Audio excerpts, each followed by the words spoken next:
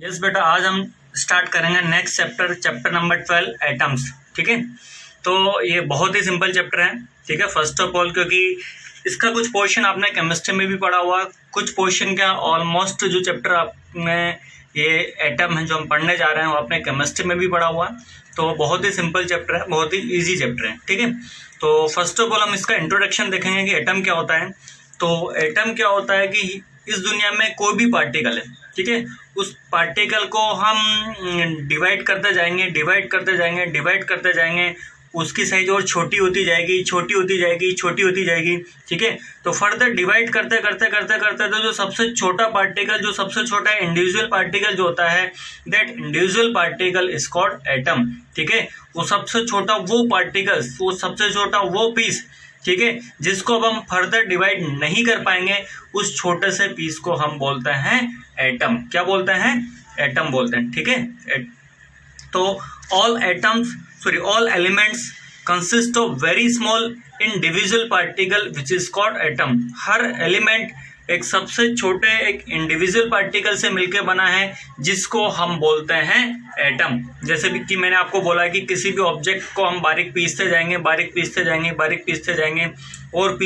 उसके पार्टिकल की साइज और छोटी होती जाएगी, वो डिवाइड होते जाएगा, वो पार्टिकल डिवाइड होते बहुत छोटा होता जाएगा, और हम उसको पीस रहे हैं, तो पीसते सबसे छोटा वो पार्टिकल जो फर्दर अब डिवाइड नहीं हो रहा, उसी को हम बोलते हैं एटम। ठीक है, so atom is the individual particle जिसको हम फर्दर डिवाइड नहीं कर सकते हैं। सबसे छोटा वो पार्टिकल जिसको हम फर्दर डिवाइड नहीं कर सकते, उसको हम बोलते हैं एटम। ठीक है, atom of same elements are same but different elements are different. Same element के जितने भी एटम होते हैं वो सारे के सारे सेम होते हैं, आइडेंटिकल होते हैं, बट डिफरेंट जो एलिमेंट्स हैं, डिफरेंट एलिमेंट्स के एटम भी डिफरेंट होते हैं। जो सेम एलिमेंट है, सेम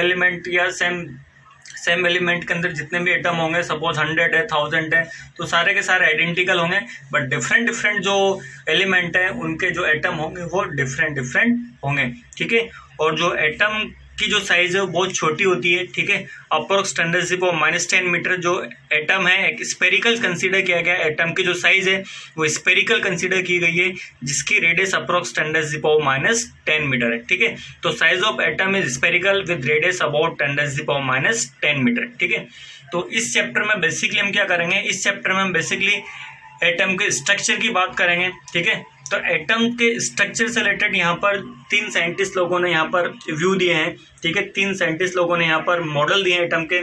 ठीक है, मॉडल का मतलब एटम कैसा होता है, एटम कैसा दिखता है, ठीक है, एटम के अंदर क्या क्या होता है, और एटम की स्टेबिलिटी से रिलेटेड क्या क्या बातें हैं। ठीक है, तो बहुत सारी चीज़ें हैं एटम से रिलेटेड, हम यहाँ पे देखेंगे। तो डिफरेंट साइंटिस्ट ने यहाँ पर एटम के मॉडल दिए, एटम के स्ट्रक्चर से रिलेटेड कि एटम कैसा दिखता है, बहुत सारी बातें बताइए। तो जो फर्स्ट मॉडल दिया है, ठीक है, वो सबसे पहले दिया है जे थॉमसन ने 1898 में जे थॉमसन ने फर्स्ट मॉडल दिया एटम का। ठीक है, उसके बाद 1898 के बाद जे थॉमसन के बाद एक साइंटिस्ट आया रदरफोर्ड, उसने 1911 में सेकेंड मॉडल दिया, जिसको हम बोलते हैं Rutherford planetary model. J Thomson वाले मॉडल को हम यहाँ पर बोलते हैं प्लम बोर्डिंग मॉडल। ठीक है, और लास्ट में इसके 1911 के 2 साल बाद एक साइंटिस्ट आया, उसने मॉडल दिया Bohr model of hydrogen atom. ठीक है, अब इस चैप्टर में बेसिकली हम इन तीनों मॉडल को ही 1 बाय 1 डिस्कस करेंगे। कंप्लीट चैप्टर में तीनों ही मॉडल है। सबसे पहले हमारा जे थॉमसन मॉडल है, उसके बाद रदरफोर्ड मॉडल है, और देन हमारा बोर मॉडल है। तीनों जो हमारे मॉडल कंप्लीट होंगे तो चैप्टर भी हमारा कंप्लीट हो जाएगा। ठीक है, नेक्स्ट उसके बाद जो हमारा टॉपिक है हमारा थॉमसन मॉडल ऑफ एटम। तो मैंने जैसा कि आपको बताया, सबसे पहले जो मॉडल दिया था वो जे थॉमसन ने दिया था 1898 में। सबसे पहले जे थॉमसन ने बताया था एटम के स्ट्रक्चर से रिलेटेड कि जो सबसे छोटा इंडिविजुअल पार्टिकल होता है वो कैसा दिखता है, स्ट्रक्चर का मतलब वो कैसा दिखता है। तो जे थॉमसन ने बताया कि जो एटम की जो साइज है वो तो वो स्पेरिकल है, तो एटम हमारा स्पेरिकल है, और इस स्पेरिकल एटम में, ठीक है, इस स्पेरिकल एटम में के अंदर 2 टाइप के चार्ज होते हैं, पॉजिटिव और नेगेटिव चार्ज होते हैं। ठीक है, और जितना पॉजिटिव चार्ज होता है उतना ही यहाँ पर नेगेटिव चार्ज होता है। अब पॉजिटिव चार्ज किस तरह से है, नेगेटिव चार्ज किस तरह से है, तो जो नेगेटिव चार्ज होता है वो तो सीड्स की तरह होता है, जैसे वाटरमेलन के अंदर सीड्स होते हैं वैसे ही नेगेटिवली चार्ज इलेक्ट्रॉन हमारा इस तरह से इसके वॉल्यूम में डिस्ट्रीब्यूट होता है, जैसे वाटरमेलन में सीड्स होते हैं, ठीक है। और पॉजिटिव चार्ज जो रिमेनिंग वॉल्यूम है उसमें पॉजिटिव चार्ज हमारा यूनिफॉर्मली डिस्ट्रीब्यूटेड होता है। यूनिफॉर्मली चार्ज डिस्ट्रीब्यूशन का मतलब इक्वल डिस्टेंस में इक्वल चार्ज, क्लियर हुआ, ठीक है। तो according to J Thomson atom is solid sphere, atom हमारा सॉलिड स्फीयर है in which entire positive charge is distributed uniformly in whole volume, complete volume में हमारा पॉजिटिवली चार्ज हमारा यूनिफॉर्मली डिस्ट्रीब्यूटेड है। And negative charge embedded light seeds in watermelon, जो negative charge है इस तरह से एम्बेडेड है जैसे कि वाटरमेलन के अंदर सीड्स होते हैं, ठीक है। नेगेटिव चार्ज इस तरह से भरा हुआ जैसे कि वाटरमेलन के अंदर सीड्स होते हैं। और प्लम्स इन पुडिंग, ठीक है, तो पुडिंग में जो प्लम्स होते हैं या वाटरमेलन में जो सीड्स होते हैं उस तरीके से हमारा जो नेगेटिव चार्ज इलेक्ट्रॉन इसके अंदर डिस्ट्रीब्यूटेड होता है। So it is also called plum pudding model, इसलिए हम इसको जे थॉमसन का प्लम पुडिंग मॉडल भी हम इसको बोलते हैं, ठीक है, क्लियर हुआ। अब यहाँ पर मैंने जैसे कि आपको स्टार्टिंग में बताया था, the wall atom is neutral because positive and negative charge equal in magnitude. Complete जो एटम होता है वो न्यूट्रल होता है क्योंकि जितना यहाँ पर नेगेटिव चार्ज होता है उतना ही पॉजिटिव चार्ज है, दोनों का मैग्नीट्यूड इक्वल है, दोनों का मैग्नीट्यूड इक्वल होने से यहाँ पर कंप्लीट जो एटम होता है वो न्यूट्रल होता है, क्लियर हुआ, ठीक है। उसके बाद यहाँ पर अगर हम देखें तो इनके सक्सेस स्टोरी अगर हम इसकी देखें कि रदरफोर्ड मॉडल से हम किन किन चीज़ों को सक्सेसफुली एक्सप्लेन कर पाए, तो Rutherford explain successfully the phenomena of thermionic emission. Thermionic emission का मतलब होता है किसी भी मेटल सरफेस से हम इलेक्ट्रॉन निकाल रहे हैं थर्मल एनर्जी प्रोवाइड करके, तो जो थर्मल आयनिक एमिशन वाला जो फिनोमेना है वो हम रदरफोर्ड के मॉडल से एक्सप्लेन इसके जे थॉमसन मॉडल से हम एक्सप्लेन कर पाए।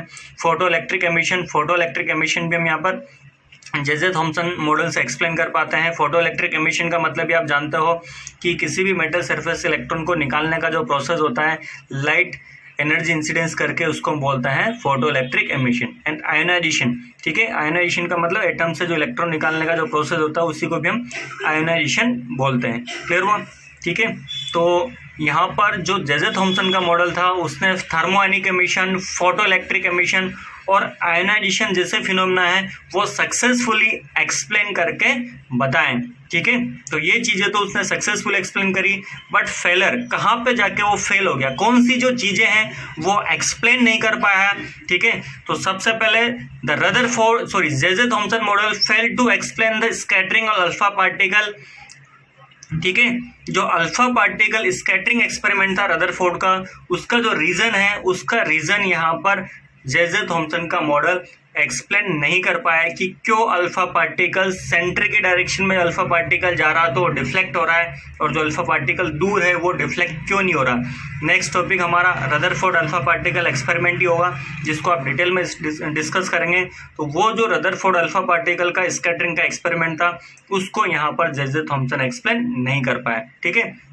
And it cannot explain the origin of spectral line observed in the spectrum of hydrogen atom and other atom, ठीक है। तो line spectrum of hydrogen atom है वो भी हम यहाँ पर देखेंगे, इस चैप्टर में देखेंगे। तो line spectrum of hydrogen atom को भी जे थॉमसन मॉडल से हम एक्सप्लेन नहीं कर पाए। तो जे थॉमसन मॉडल यहाँ पर फेल हो गया क्योंकि बहुत सारी चीज़ों के वो रीज़न नहीं बता पाया। बट ये हमारा वो फर्स्ट मॉडल था, ठीक है, जिसने एटम से रिलेटेड फर्स्ट इन्फॉर्मेशन जो दी है, एटम के स्ट्रक्चर से रिलेटेड जो इन्फॉर्मेशन दी है वो जे थॉमसन के मॉडल ने ही हमको बताया 1898 में, ठीक है। इसके बाद जो हमारा मॉडल आता है वो आता है 1911 में रदरफोर्ड प्लैनेटरी मॉडल, ठीक है। इसके बाद हम उसी चीज़ को डिस्कस करेंगे।